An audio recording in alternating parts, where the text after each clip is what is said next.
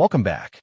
Today we're going deep into the most controversial horror scene of the last decade, the bedroom scene from Terrifier 2.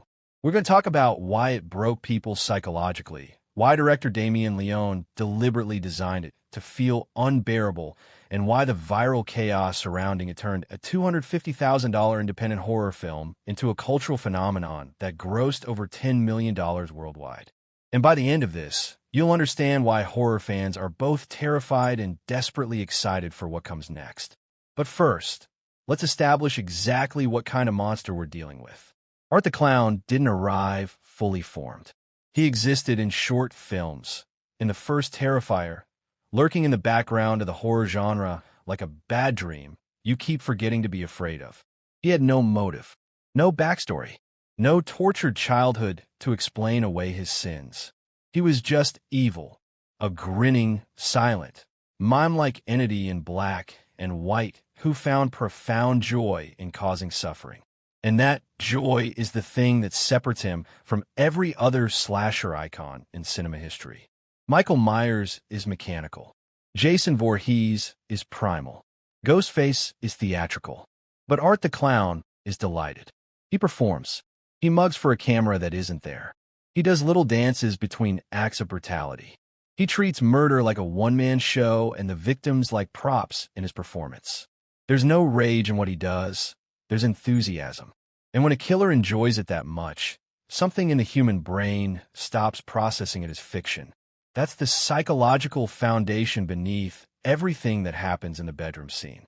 And what makes this worse is that Leone knew exactly what he was building toward. Every scene before it is deliberately calibrated to make you let your guard down, to make you feel like you understand the rules of this particular horror movie. And then he takes the rules, tears them apart, and uses the pieces to make something you weren't ready for. Let's talk about Sienna. The film's protagonist is a teenage girl played by Lauren Lavera, and Leone makes a smart, cruel decision early on. He makes you care about her family. Her younger brother Jonathan is awkward and strange, obsessed with dark drawings and horror mythology, and you understand him. Her mother is exhausted and trying. The family dynamic is human and specific and real in a way that most horror films never bother with. And that investment, that genuine emotional connection, is what Leone weaponizes in the bedroom scene. The setup is almost mundane by horror standards. Jonathan is in his bedroom. Art the Clown enters. What follows is approximately 10 to 15 minutes of screen time that multiple film journalists described as genuinely unwatchable. Not because of a single shocking moment, but because of the sustained, methodical nature of what Art does, and the way he does it. Leone stages the scene not as an action sequence, but as a ritual. Art is patient. He's precise. He is, in the most disturbing possible interpretation, having a wonderful time. And the camera doesn't flinch. It doesn't cut away at the critical moment or obscure the horror with shadow. It stays. It watches. And it forces the audience to watch too. What the scene depicts involves graphic physical violence on a young character that crosses a threshold most studio horror films treat as sacred. It's not just the content. It's the duration, the intimacy, the almost loving attention to detail.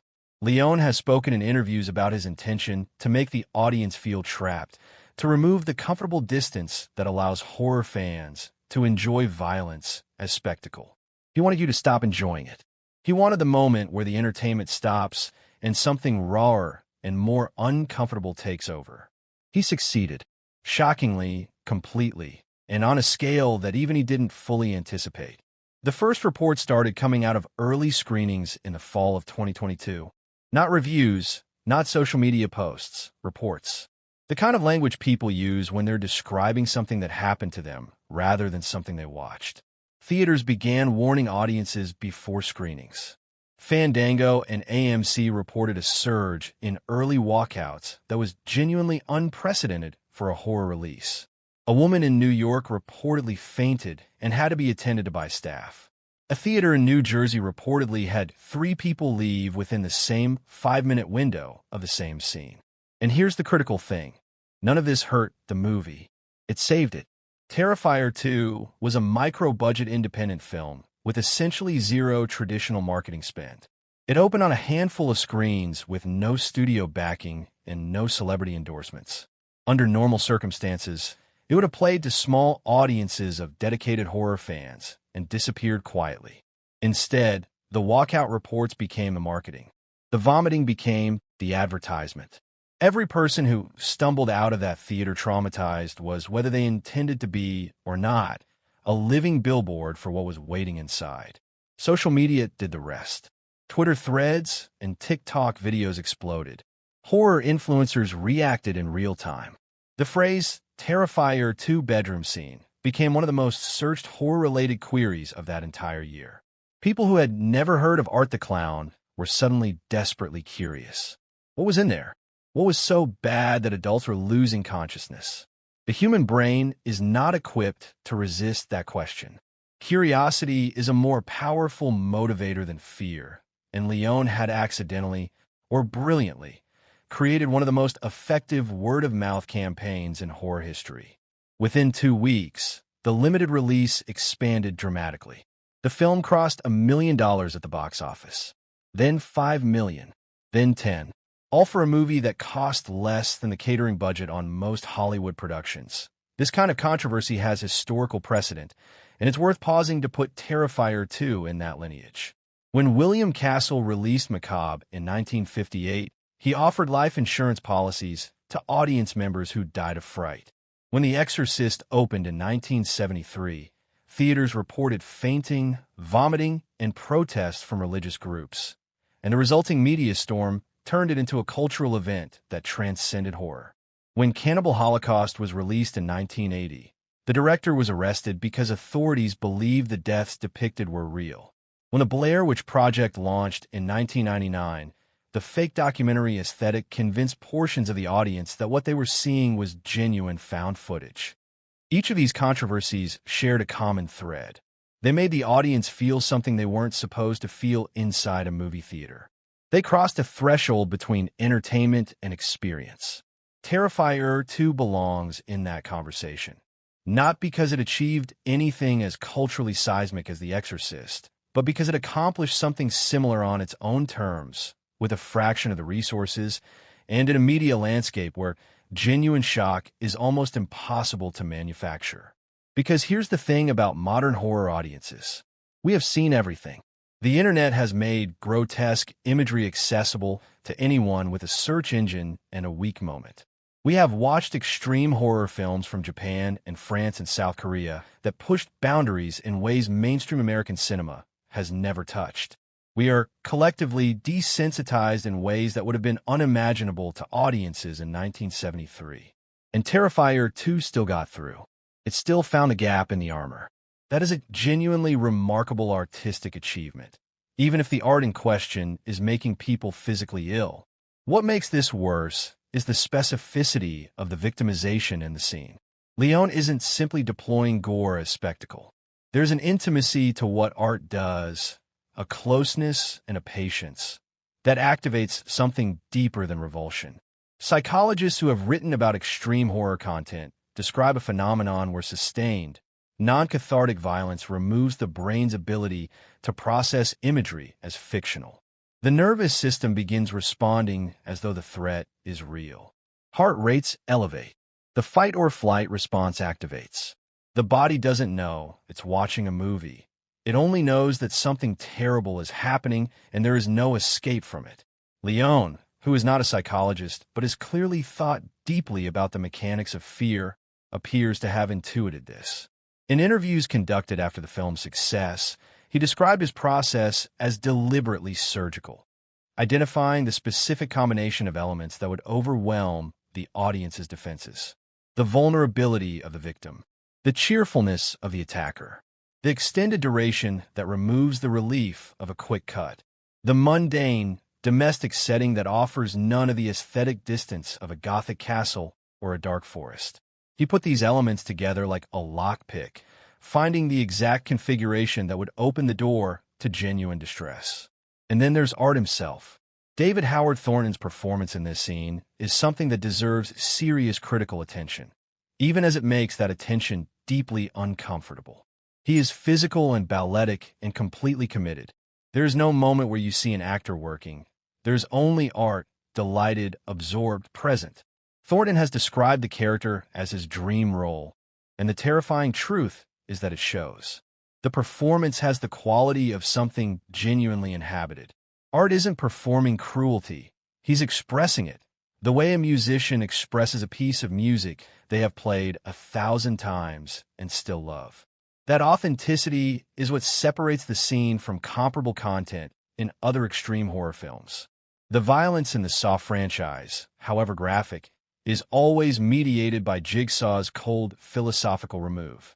The violence in Rob Zombie's films has a grimy, chaotic energy that keeps it in the realm of nihilistic cinema. But Art's joy is warm. It's personal. It feels like something that matters to him in a way that is genuinely, deeply unsettling to witness. The controversy didn't fade after opening weekend. It built. Terrifier 2 became the kind of film that people argued about in terms that went beyond good or bad. Was it irresponsible? Was it genuine art? Was Leone exploiting an audience's capacity for suffering for commercial gain? Or was he making an honest statement about the nature of cinematic horror and its increasingly blunted relationship with real fear? Film critics who had dismissed the first Terrifier as a crude shock exercise found themselves writing long essays about the sequel. Academic horror journals published pieces examining its structural relationship to Italian giallo cinema and extreme French horror. The film that was never supposed to matter was suddenly at the center of a serious conversation about what horror is for and what it's allowed to do. None of that would have happened without the bedroom scene. And none of the bedroom scene would have landed the way it did without everything Leone built before it. The character work, the family dynamics, the patient establishment of stakes and attachment. It is, in the most perverse possible sense, a masterclass in emotional manipulation. Leone makes you love the people in the room before he destroys them, and that love is the thing that turns visceral violence into something approaching genuine tragedy. The aftermath of the film's success was swift and significant. A third installment was greenlit. Thornton, who had been a relatively unknown character actor before the franchise, became a genuine horror icon. His face on merchandise, his image at conventions, his Art the Clown appearing on lists alongside Freddy and Jason and Michael Myers. The franchise that couldn't get a wide theatrical release for its first film was suddenly a property. And then the real questions started circulating in horror communities. If this is what the second film did, what is the third one going to do? Leone has been characteristically opaque in interviews about Terrifier 3, offering only that he intends to continue pushing, that Art still has more to express, that the story he is telling has a trajectory that required everything in the second film to make sense by the end of the third. He has described a larger mythology beginning to emerge, something that contextualizes Art's nature in ways that the first two films only gestured toward. He has spoken about raising the emotional stakes even beyond what Terrifier 2 achieved. That last phrase is the one that keeps horror fans awake at night, because they've already seen what raising the stakes looks like for Damien Leone. They've already sat in the dark and watched the bedroom scene and felt something happen inside them that they couldn't entirely name. And they're going back anyway. That's the nature of this particular horror fandom. Damaged, devoted, morbidly curious, and absolutely certain that whatever comes next is going to be worse than they're ready for. They're probably right that if Terrifier 2 taught us anything, it's that real horror isn't about jump scares or monsters or dark rooms. It's about the removal of distance. It's about the moment when your nervous system stops treating the screen as a barrier and starts treating it as a window. Leone found that moment. He filmed it. He built 10 minutes of cinema around it that people are still processing years later, still describing to friends who haven't seen it, still using as a reference point for discussions about what horror can and cannot do. The bedroom scene isn't just a scene anymore. It's a landmark. It's a before and after point in the genre's recent history. It's the thing that Art the Clown did that made everyone stop laughing at his pantomime and start genuinely afraid of what he represents. An evil so uncomplicated and so joyful that it offers no angle of comfort, no narrative redemption, no philosophical framework that makes it easier to hold. It just grins. It just dances. It just keeps going. So the question isn't whether Terrifier 3 will be more disturbing than what came before. Given Leone's track record, given Thornton's commitment, given the franchise's willingness to go places that major studios won't even approach, the question is whether you'll be brave enough to find out. If you think you can handle it, let us know in the comments. And if the bedroom scene broke you the first time, maybe sit this one out. Art doesn't do sequels gently. If you made it through this video, you're already tougher than half the people in those early screenings. Drop a comment, hit subscribe, and tell me, what is the most disturbing scene in horror history that you've actually witnessed? Let's talk about it. I'll see you in the dark.